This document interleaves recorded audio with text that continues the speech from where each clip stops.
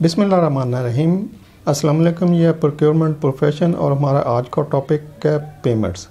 दोस्तों, अगर आपने हमारी पिछली वीडियो देखी है, शुरू से हमने डिस्कस किया कि इंडेंट क्या होता है, फिर अगर इंडेंट प्रोक्योरमेंट डिपार्टमेंट में आता है तो उसके अगेंस्ट किस तरह से कोटेशंस कॉल की जाती हैं, फिर कंपैरेटिव स्टेटमेंट बनाई जाती है, फिर परचेज़ ऑर्डर फाइनल होता है, परचेज़ ऑर्डर इशू होता है, वेंडर से सप्लाईज आती हैं और सप्लाई के बाद का प्रोसेस है पेमेंट्स। तो पेमेंट के प्रोसेस के पीछे दो तरीके होते हैं। इन दो तरीकों के अलावा दुनिया में कोई तीसरा तरीका नहीं है कि आप पेमेंट किसी को करवा सकें। मैं बात कर रहा हूँ किसी ऑर्गेनाइजेशन की, स्पेशली प्रोक्योरमेंट डिपार्टमेंट में जो प्रोसेस हो रहे होते हैं, या किसी ऑर्गेनाइजेशन में जो पेमेंट को प्रोसेस करने के लिए जो तरीकाकार होता है वो दो तरह का होता है।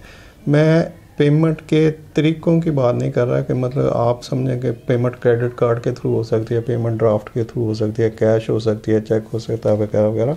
वो पेमेंट के डिफरेंट मेथड हैं।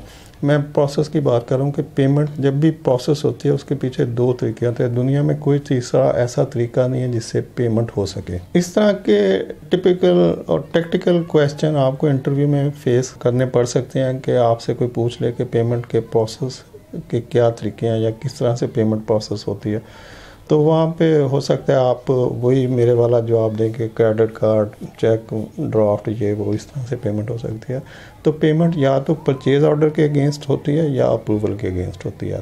तो जान लें कि दुनिया में पेमेंट को प्रोसेस करने के सिर्फ दो तरीके हैं, और वो है या तो परचेज़ ऑर्डर के अगेंस्ट पेमेंट होगी या किसी अप्रूवल के अगेंस्ट पेमेंट होगी। तो अब अगर आप देखें कि किसी भी ऑर्गेनाइजेशन में कोई 70% राउंड अबाउट जो पेमेंट्स हो रही होती हैं वो परचेज डिपार्टमेंट की पेमेंट्स होती हैं, यानी रॉ मटेरियल की, जनरल आइटम की।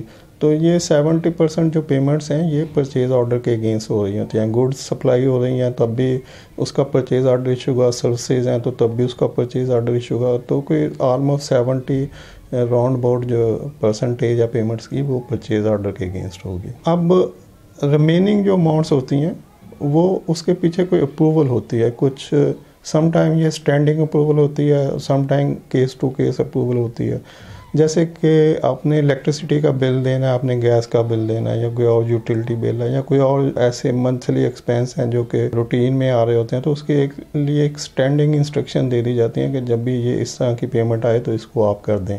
तो ये एक अप्रूवल होगी, और वो वंस अप्रूवल एक फ़ाइनल हो जाती है और उसके बाद आप उसको उसी अप्रूवल की बेस पे उस तरह की पेमेंट्स को करते रहते हैं। Number 2, case to case approval हो सकती है कि कोई पेमेंट्स आए, कोई एमरजेंसी बाइंग हो सकती है, कुछ स्पेशल केस की अप्रूवल हो सकती है, कुछ भी जो out of the purchase department transaction हो तो वहाँ पे कोई स्पेशल अप्रूवल होगी मैनेजमेंट की तरफ से, मालिक की तरफ से कि इसको इस तरह से कर लें, तो उसकी भी पेमेंट हो जाएगी।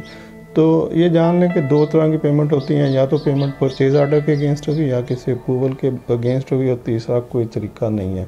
उम्मीद है आपको ये इन्फॉर्मेशन पसंद आएगी। मिलते हैं नेक्स्ट वीडियो में। Till then take care and अल्लाह हाफिज़।